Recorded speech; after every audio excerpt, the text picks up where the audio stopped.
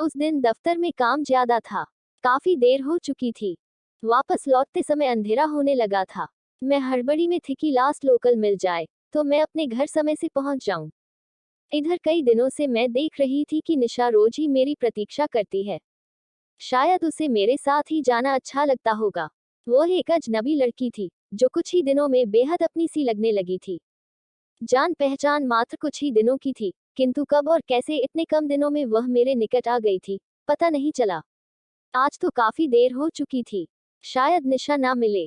फिर बारिश भी काफी तेज हो रही थी। लेकिन स्टेशन पहुंचकर मैंने देखा कि निशा उसी परिचित मुस्कुराहट के साथ मेरी प्रतीक्षा में स्टेशन की सीमेंट वाली बेंच पर बैठी थी। मुझे देखकर वह उठ खड़ी हुई। हम बिना कुछ बोले ट्रेन में बैठ गए। मुझे वाशी उतरना था और निशा को उससे आगे कहाँ। नहीं पता। तुम्हारा स्टेशन कौन सा है? कभी बताया नहीं तुमने। मैंने आज पूछ ही लिया। मुझे मानसरोवर तक जाना होता है, निशा आहिस्ता से बोली। तुम जॉब करती हो या अभी स्टूडेंट हो? मैंने बातचीत आगे बढ़ानी चाहिए। सब कुछ एक बार में ही जान लोगी क्या? वह हल्के से हंसी। मैं चुप हो गई। उसे लगा मुझे कुछ बुरा लगा है। मैं पढ़ती हूँ अभी, उसने बताया। फिर मैंने कुछ भी नहीं पूछा। धीरे धीरे ही जान पहचान बढ़ेगी, ऐसा मैंने सोचा। मैं शुरू से देख रही थी कि निशा के हाथ में एक उपन्यास रहता था, जिस पर हमेशा कवर चढ़ा रहता था। कभी उसे पढ़ते हुए नहीं देखती थी, बस सीने से चिपकाए रहती थी। उपन्यास के साथ एक बांसुरी भी उसकी मुट्ठी में दबी रहती थी। हालांकि उसके कंधे पर एक बैग भी टंगा रहता था और मैं अक्सर सोचती कि निशा उस उपन्यास और बांसुरी को अपने बैग में क्यों नहीं रख लेती। फिर मुंबई में इन दिनों मानसून भी आ चुका था। मुझे डर था कि उसका उपन्यास कहीं भीगकर खराब ना हो जाए। लेकिन मैंने अपने भाव कभी उसके सामने प्रकट नहीं किए। वैसे तो मुंबई लोकल हमेशा ही खचाखच भरी रहती हैं, लेकिन आज शायद काफी देर हो गई थी और संभवतः यह उस रूट की लास्ट लोकल थी। फिलहाल आज जाने क्यों पूरी ट्रेन लगभग खाली ही थी। कम से कम मैं और निशा जहां बैठे थे, वहां से काफी आगे तक कोई पैसेंजर नहीं दिख रहा था। मैंने निशा से बात करनी चाहिए, क्योंकि वह कभी स्वयं से पहल नहीं करती थी। तुम बांसुरी बजा लेती हो? हाँ, कभी किसी से सीखी थी थोड़ी बहुत। उसने अपनी बात अधूरी छोड़ दी। मुझे कुछ ऐसा लगा वह अपने में ही गुम रहने वाली लड़की थी। बेहद शांत, अंतर्मुखी। रोज मेरी राह देखती थी, किंतु मुझसे बोलती बहुत कम थी। पता नहीं ऐसा क्यों। कुछ सुनाओगी? मैंने उसे पुनः कुरेदा। शायद उसके मन की कोई गुत्थी खुल जाए। निशा होठों में ही कुछ बुदबुदाई, जो मैं नहीं समझ सकी। लेकिन इस बार उसने मुस्कुरा कर बांसुरी अपने अधरों से लगा ली। उसने एक बड़ी ही मोहक धुन बजानी आरंभ की। ओह, कैसी मर्मस्पर्शी मधुर धुन थी। ये लगता था कि कोई बिछड़ा प्रेमी अपने प्रियतम को बड़ी शिद्दत के साथ पुकार रहा हो, याद कर रहा हो। मैं आंखें मूंद कर उस धुन में खो गई थी कि सहसा निशा ने बांसुरी रोक दी। मेरा स्टेशन आ गया था। निशा से विदा लेकर मैं उतर गई। कुछ दूर जाकर मैंने पलट कर देखा। निशा ट्रेन की खिड़की से मुझे जाते हुए देख रही थी। एक मोह की डोर पता नहीं क्यों मुझे निशा तक खींचे लिए जा रही थी। फिर एक दिन मैं दफ्तर नहीं गई। 2 दिन छुट्टी पर रही। घर में कुछ मेहमान आ गए थे, उन्हीं में व्यस्त रही। तीसरे दिन जब पुनः ऑफिस से लौटी, तो निशा मेरी प्रतीक्षा में थी। 2 दिन से आई नहीं। हाँ, छुट्टी पर थी। घर में कुछ मेहमान आ गए थे। अच्छा। वह मुस्कुराई। जब वह मुस्कुराती थी, तो ऐसा लगता था कि उसकी आंखें भी साथ ही साथ मुस्कुराती हैं। कुछ ना बोलकर भी उसकी मुस्कुराहट बहुत कुछ बोल देती थी। मैंने देखा आज उसकी किताब पर कोई कवर नहीं था। मैंने शीर्षक पढ़ा, कागज की कश्ती। ओह, यह उपन्यास तो मेरे रोम रोम में बसा है। प्रणय की अधूरी दास्तान समेटे हुए यह उपन्यास क्या निशा को भी उतना ही प्रिय है, जितना कि मुझे? मैं पूछना चाहती थी, लेकिन संकोचवश एक बार फिर चुप रह गई। एक दिन दफ्तर से मेरी छुट्टी जल्दी हो गई, तो निशा से मिलना नहीं हो सका। अगली शाम उसने पूछा, कल कहाँ रह गई थी? कल दफ्तर में अधिक काम नहीं था, सो जल्दी वापस चली गई थी। अच्छा अच्छा। वह हंसी। पता है, कल तुमको किसी से मिलवाना चाह रही थी। किससे? मैंने पूछा। वही, जिससे मेरा ब्याह होने वाला है। वह फिर से हंसी और उसके गालों में पड़ने वाले गड्ढों पर मैं मुग्ध हो गई। जानती हो, मेरा ब्याह नवीन से होने वाला है। उसी ने मुझे यह उपन्यास गिफ्ट किया है। और हाँ, वह बांसुरी भी बहुत अच्छी बजा लेता है। यह उसी की तो बांसुरी है। मैंने छीन ली थी उससे। वह शैतानी से मुस्कुराए, वैसे तो मेरा नाम निशा है, लेकिन नवीन मुझे राधा कहकर ही पुकारता है। उपन्यास में तो नवीन और राधा नहीं मिल सके, लेकिन हम लोग जरूर एक होंगे, ऐसा नवीन ही कहता है हमेशा। बेहद कम बोलने वाली निशा आज काफी मुखर थी। मैं सोच रही थी कि जीवन में शायद एक और प्रिय सखी मुझे मिल गई है। वह दिसंबर की एक गहराती सांझ थी। मुंबई का मौसम भी उन दिनों कुछ ठंडा ही रहता है। हमेशा की तरह लोकल में हम दोनों साथ ही बैठे थे। निशा, तुमने मुझे आज तक अपना फोन नंबर नहीं दिया, कभी मिलना अगर ना हो सके तो फोन पर ही बात करें हम लोग, मैंने उससे कहा। मैं मोबाइल नहीं रखती साथ में, बहुत डिस्टर्ब करता है। जब निशा ने बताया तो मैंने ध्यान दिया कि इतने दिनों की मुलाकातों में मैंने कभी भी उसके हाथ में मोबाइल नहीं देखा था। तुम क्या फेसबुक पर हो निशा?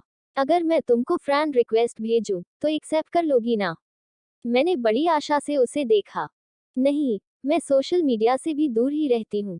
मुझे आश्चर्य हुआ, आज के भागते दौड़ते जीवन में ये कैसी लड़की है जो ना मोबाइल रखती है, ना फेसबुक और इंस्टाग्राम से जुड़ी है। तभी निशा ने मुझे अपने घर का पता दिया और अपने घर आने का आमंत्रण भी दिया। मैंने अपने मोबाइल में उसके घर का पता सेव कर लिया। कभी फुर्सत निकाल कर जरूर आऊंगी। जब वह ट्रेन से उतर रही थी तब मैंने चलते चलते उससे कहा। उसके चले जाने के बाद मैंने देखा उसकी सीट पर उपन्यास और बांसुरी दोनों ही छूट गए थे, या शायद वह उन्हें साथ ले जाना ही भूल गई थी।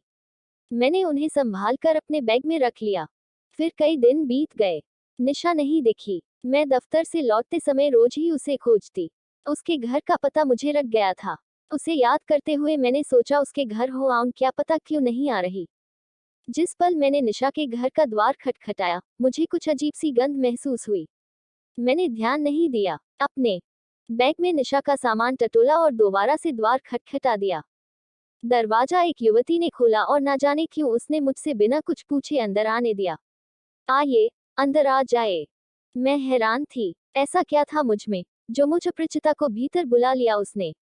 इतने में भीतर से एक सुदर्शन युवक आ गया। आपको ही बेबी की देखभाल के लिए भेजा गया है। उसकी आंखों में सवाल थे। नहीं नहीं, मैं तो निशा का कुछ सामान। मैं हड़बड़ा गई थी। आप निशा की कौन है? वह युवक मुझसे पूछ बैठा। अनायास ही मैं कुछ कुछ सावधान हो गई। कहीं मैं गलत घर में तो नहीं चली आई, मुझे संशय हुआ। आप क्या नवीन हैं? मैंने पूछा।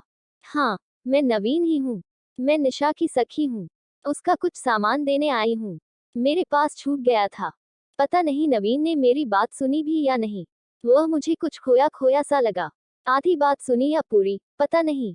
इतने में चाय आ गई थी। प्लीज, चाय लीजिए। हाँ, आप कुछ कह रही थी। नवीन मानो पुनः दूसरी दुनिया से इस दुनिया में वापस लौट आया था, ऐसा मुझे लगा। कुछ बताएंगे निशा के बारे में मुझे? मैंने सोचा निशा घर में होती तो फौरन आती, लेकिन हो सकता है कहीं गई हो। जी मैं आया तब तक निशा के बारे में नवीन से ही कुछ जान लूं। निशा का नाम सुनकर नवीन कुछ उदास हो आया था। आप उसकी मित्र हैं ना? उसके बारे में जानने का पूरा हक है आपको। फिर निशा की बात करना तो मुझे अच्छा भी लगता है, नवीन धीरे धीरे बताने लगा। मैं सुन रही थी। सन 2014 की बात है। उन दिनों मैं डॉक्टर शुक्ला के निर्देशन में शोध कर रहा था। उन्हीं दिनों निशा से मिलना हुआ था। निशा डॉक्टर शुक्ला की बेटी थी। बेहद भोली और मासूम। वो तब यूनिवर्सिटी में पढ़ रही थी। ना जाने कब और कैसे हम एक दूसरे के निकट आते चले गए। कागज की कश्ती उसका प्रिय उपन्यास था, और संभवतः वह मेरे नाम से ही मेरी तरफ आकृष्ट होती चली गई थी। मैं तब यदाकदा बांसुरी बजाता था, शायद अच्छी ही बजाता था। मेरी बांसुरी पर सौ जान से फिदा थी। वह अक्सर बांसुरी की धुन सुनने की फरमाइश किया करती थी मुझसे। कई बार बांसुरी सीखने की असफल कोशिश भी करती थी। जब मेरी तरह नहीं बजा पाती तो चिढ़कर मेरे हाथ से बांसुरी छीन लेती थी। कितना बचपना था उसमें। हमारे रिश्ते को परिवारों की स्वीकृति भी मिल चुकी थी। निशा मुझसे कहा करती थी कि ब्याह के बाद मैं उसे राधा के नाम से पुकारूं। हम बहुत ही खुश थे अपने इस रिश्ते में। एक सुखद भविष्य के सुंदर सपने संजोते हुए हमारे दिन रात बीत रहे थे। इसी बीच यूनिवर्सिटी का एक बदनाम लड़का निशा के पीछे पड़ गया। आते जाते रास्ते में वह उसे परेशान करने लगा। कभी क्लास में, कभी कैंटीन में, अक्सर जहां भी निशा रहती वह हर जगह पहुंच जाता। वो बहुत डर गई थी। घर पर इस बात का जिक्र करने से पहले उसने उस गुंडे के बारे में मुझे बताया। उसके बारे में सुनकर मुझे भी शौक सा लगा। उसकी बदनामी के चर्चे तो पूरे शहर में थे। नवीन, क्या हम जल्दी ब्याह नहीं कर सकते? पागल हुई हो क्या? अभी मेरा रिसर्च पूरा होने में समय है। उससे पहले हम कैसे ब्याह कर सकते हैं? मैंने उसे प्यार से झिड़का, तुम रिजर्व रहो, वो तुम्हारा कुछ नहीं बिगड़ेगा, मैंने उससे कह तो दिया, किंतु कहीं ना कहीं मैं भी अंदर से डरा हुआ था। निशा ऊपर से शांत दिख रही थी, किंतु उस गुंडे का आतंक उसे खाए जा रहा था। उसे लग रहा था कि एक बार यदि उसका मुझसे ब्याह हो गया, तब वह उसका कुछ नहीं बिगाड़ सकेगा। मेरे लिए वह अपनी पढ़ाई छोड़ देने के लिए भी तैयार थी। फिर एक दिन यूनिवर्सिटी से लौटते हुए उसने स्कूटी सवार निशा का दुपट्टा खींच लिया। संतुलन बिगड़ जाने के कारण वह स्कूटी से सड़क पर गिर पड़ी। ज्यादा घायल तो नहीं हुई, लेकिन हाथ पैरों में खरोंचे और हल्की चोटें लगी थी उसे। वो तो मौके पर भाग निकला। निशा को कुछ लोगों ने घर पहुंचा दिया। तब रोती हुई निशा ने अपनी मां को सब कुछ बताया। फिर कुछ दिन वह यूनिवर्सिटी नहीं गई। नवीन की आंखों से आंसू बह रहे थे। उन्हें बिना पोंछे वह कहता जा रहा था, मैं उसे देखने, उससे मिलने उसके घर गया। वह रो रो कर आंटी से कह रही थी कि उसका ब्याह जल्दी कर दो, उसे आगे नहीं पढ़ना है। पागल लड़की, ऐसा कहीं होता है, आंटी उसे समझा रही थी। अभी ब्याह कैसे हो सकता है? दिन भी अच्छे नहीं चल रहे हैं। भला श्राद्धों में कोई ब्याह करता है? नहीं माँ, वह लड़का मुझे मार डालेगा। देखो देखो, वह मुझे क्लास से ही किडनैप कर लेगा। वह मुझे सड़क पर घसीट रहा है माँ, मुझे बचा लो। कोई तो बचा लो। निशा हिस्टेरिकल सी चीख रही थी। एक नन्ही बच्ची की तरह आंटी से चिपक गई थी वह। मैं भी वही था। तुम्हें कुछ नहीं होगा निशा, हम सब तुम्हारे साथ हैं, मैंने भी उसे आश्वस्त किया। जैसे तैसे निशा संतुलित हुई। यूनिवर्सिटी जाना फिर से शुरू किया उसने। यहीं पर हम गलत हो गए। हमें लगा था कि यूनिवर्सिटी जाकर सहेलियों से मिलेगी तो उसका मन बदलेगा। लेकिन नहीं, एक दिन जब वह यूनिवर्सिटी गई, लौटते समय उस गुंडे ने शायद एक बार फिर अपने सस्ते प्रेम प्रस्ताव को निशा के सामने रखा होगा या भद्दे कमेंट्स किए होंगे, नहीं पता। फिलहाल उस शाम यूनिवर्सिटी से लौटते समय उसका एक्सीडेंट हो गया जिसमें उसका चेहरा खराब हो गया, नवीन का गला भर आया था। नवीन मानो स्वयं से ही बात करता जा रहा था। साल भर इलाज चला उसका, सन 2015 तेजी से बीत रहा था। निशा के घाव भर रहे थे, लेकिन अब वह किसी से भी मिलना नहीं चाहती थी सिवाय अपने घर वालों के। यहाँ तक कि मुझसे भी नहीं। उसे पता था जो नष्ट हो चुका है, वह वापस स्वाभाविक रूप में नहीं लाया जा सकता। मैंने कई बार उससे मिलने की कोशिश की। मैं बताना चाहता था उसे कि मैं आज भी उसे उतना ही प्यार करता हूँ जितना पहले करता था। मैंने उसे अपनी आत्मा की गहराइयों से प्यार किया था। किंतु निशा बाहरी दुनिया से कटने लगी थी। उसने स्वयं को घर के एक कमरे में बंद कर लिया था। केवल आंटी ही वहां जा सकती थी। मैं उससे मिलने रोज ही जाता, किंतु बाहर से ही वापस लौट आता। ये सिलसिला कई महीने तक चलता रहा, लेकिन निशा के शरीर और मन दोनों की ही स्थिति बेहद निराशाजनक थी। मुझे याद है वह 15 दिसंबर की शाम थी। उस रोज बड़ी कोशिश करके मैंने उसे दरवाजे की झिर्री से देख लिया था। शायद निशा ने भी मुझे देख ही लिया था, क्योंकि उसकी आंखों के आंसू ना बाहर निकल सके, ना भीतर जा पाए थे।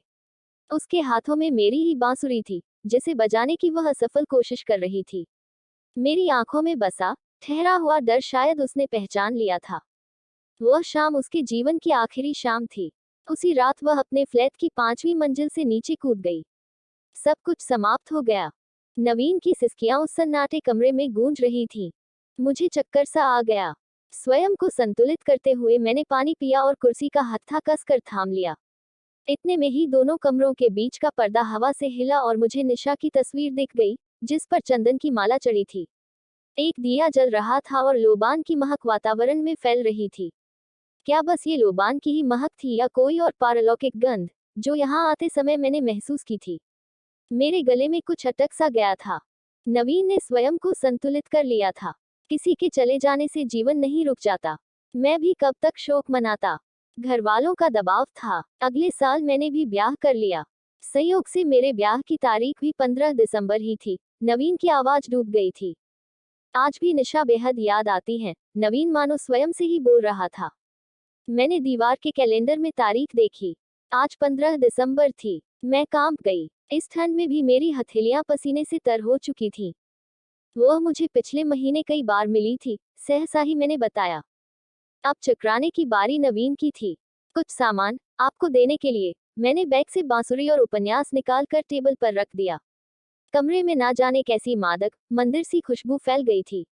कुछ अनजानी, कुछ पहचानी, यह इहलोक की तो नहीं थी।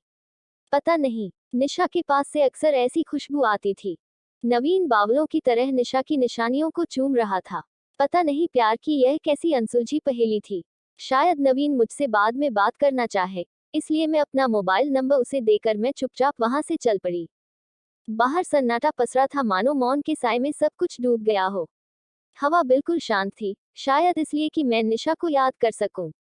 मेरा गला सूख गया था। मैं चल रही थी, चलती ही जा रही थी। घर लौटते लौटते काफी थकान हो गई थी। मुझे लगा कि मैं पैदल ही एक लंबी यात्रा करके वापस लौटी हूँ। बिस्तर पर लुढ़कते ही सो गई थी मैं। भोर का धुंधलका ही था जब अनायास ही मोबाइल की घंटी बजी। मैं चौंक कर उठी। कोई अनजाना सा नंबर था। हेलो, नमस्कार, मैं नवीन बोल रहा हूँ। आप कल मेरे घर आई थी। मेरी नींद उड़ गई थी। जी, बताए, आपने जो उपन्यास और बांसुरी मुझे दिए थे, क्या वापस ले गई आप? बहुत ढूंढा, नहीं मिले। नवीन के स्वर में घबराहट मिश्रित वेदना थी। नहीं तो, मैंने तो वहीं आपके सामने टेबल पर रख दिए थे। प्लीज ढूंढिए, वहीं मिल जाएंगे। मैंने फोन रख दिया। मेरी नींद जा चुकी थी। मैं बिस्तर से उठी। प्रातः के 5 बज रहे थे। शरीर में अभी भी आलस्य शेष था कि अनायास ही मेरे कमरे में वही परिचित कस्तूरी सुगंध मह मह करती महक गई, जो पिछले दिनों कई बार मैंने महसूस की थी। मैं चौंक गई। पूरे कमरे में निगाह दौड़ाई। कहीं कोई भी नहीं था। सहसा मैंने अपनी स्टडी टेबल पर देखा और मेरा जी धक से रह गया। उपन्यास और बांसुरी दोनों वहां रखे थे। मैंने हाथ बढ़ाकर उन्हें छुआ। क्या वे सच में थे या मात्र मेरा भ्रम था? हाँ, वे सच में वहां थे। एक पत्र भी वहां रखा था। प्रभु का नाम लेकर मैंने उसे खोला। मोती जैसे अक्षर बिखरे थे।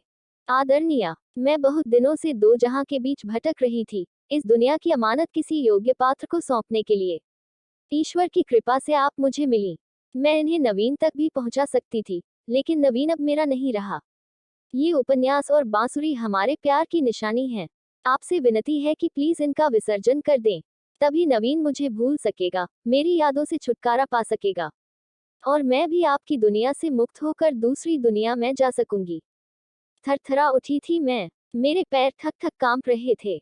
कुछ दिनों बाद ही बाणगंगा सरोवर में जाकर मैंने उसकी अमानत विसर्जित कर दी। आज कई दिन बीत गए हैं। जब भी लोकल में सफर करती हूँ, सहमी सशंकित सी निशा को ढूंढा करती हूँ। ना जाने फिर कब टकरा जाए मुझसे, नवीन की किसी दूसरी अमानत को वापस लौटा देने के लिए।